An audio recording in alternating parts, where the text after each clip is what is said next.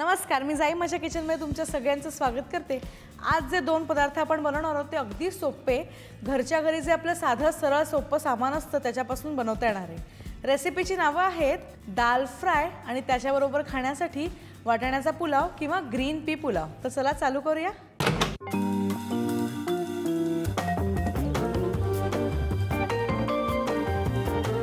तर त्याच्यासाठी ह्या प्रेशर कुकर मध्ये आता आपण टाकून घेऊया तिन्ही डाळी। सगळ्यात आधी टाकूया तुरीची डाळ। तुरीच्या डाळीला आपण साधारण अर्धा तास भिजवून ठेवलेला आहे। त्याच्यानंतर आपण घेऊया चण्याची डाळ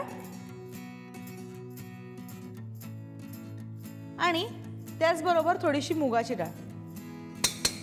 तिन्ही डाळी टाकल्यानंतर आपण ह्याच्यामध्ये टाकून घेऊया हिंग आणि हळद।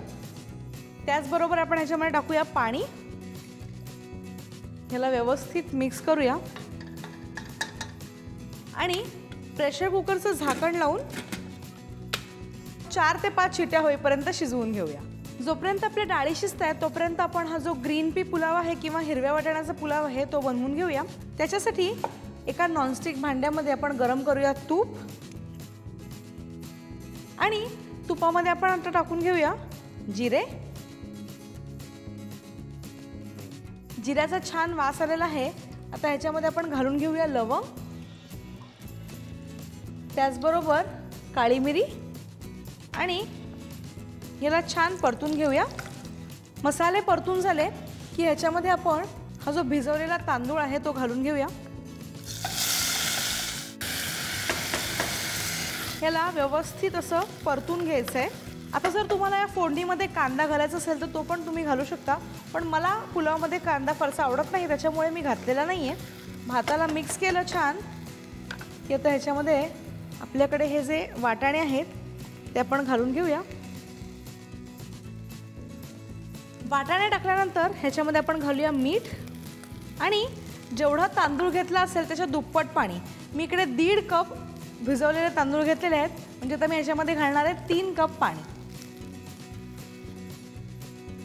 याला मिक्स करायचं आणि गॅस मोठा करून एक उकळी येऊन द्यायची। उकळी आली की गॅस परत बारीक करूया आणि झाकण लावून भाताला शिजून देऊया। भाताचं जे मिश्रण आहे त्याला उकळी आलेली आहे। गॅस कमी करूया आणि झाकण ठेवून भात चांगला शिजेपर्यंत शिजून देऊया। आपली डाळ शिजलेली आहे आणि आपण पुलाव पण शिजत टाकलेला आहे। डाळीच्या फोडणीसाठी एका पॅनमध्ये आपण बटर गरम करून घेऊया।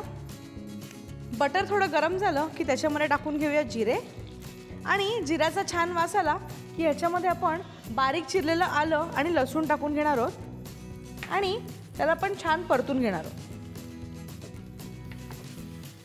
आलं आणि लसूण छान परतलं गेलं की ह्याच्यामध्ये आपण घालूया बारीक चिरलेली हिरवी मिरची आणि बारीक चिरलेला कांदा। कांदा आपण टाकला की तो चांगला ब्राऊन होईपर्यंत आपण ह्याच्यामध्ये याला परतून घेणार आहोत। कांदा छान परतला गेलाय, ह्याच्यामध्ये टाकूया बारीक चिरलेला टोमॅटो। टोमॅटो टाकला की आपण ह्याच्यामध्ये टाकून घेऊया मीठ। मीठ टाकल्यामुळे काय होतं, टोमॅटोला पाणी सुटतं आणि तो लवकर शिजतो। मीठ टाकल्यानंतर याला मिक्स करूया। टोमॅटो चांगला मऊ होईपर्यंत शिजवूया। हा जो मसाला आहे त्याच्यामध्ये आपण जे बटर यूज केलेला आहे ते छान असं वरती येईल आणि हा मसाला असा एकजीव होईल, तोपर्यंत आपण हा मसाला शिजवून घेऊया।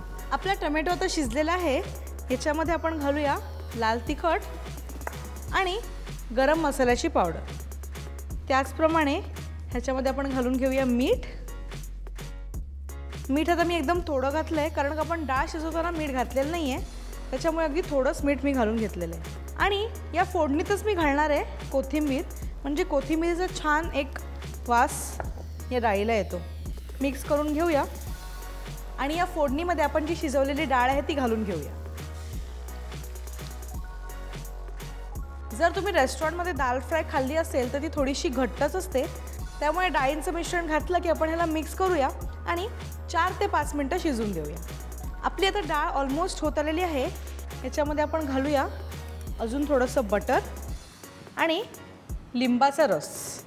लिंबाचा रस घालण्याआधी गॅस बंद करायचा आहे आणि मग लिंबाचा रस घालायचा आहे। दाल फ्राय आणि ग्रीन पी पुलाव दोन्ही तयार आहे। याला आपण आता सर्व करूया। ग्रीन पी पुलाव आपण ह्या सर्विंग प्लेटमध्ये आता काढून घेऊया। पुलाव आपण सर्व केला आहे, त्याच्याच बरोबर आपण ही दाल फ्राय पण सर्व करूया. फायनली डाळीच्या गाणीसाठी थोडीशी कोथिंबीर.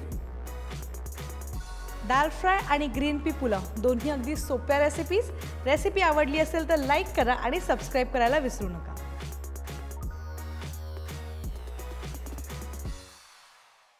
For more such delicious recipes, stay tuned to Sanjeev Kapoor Khazana.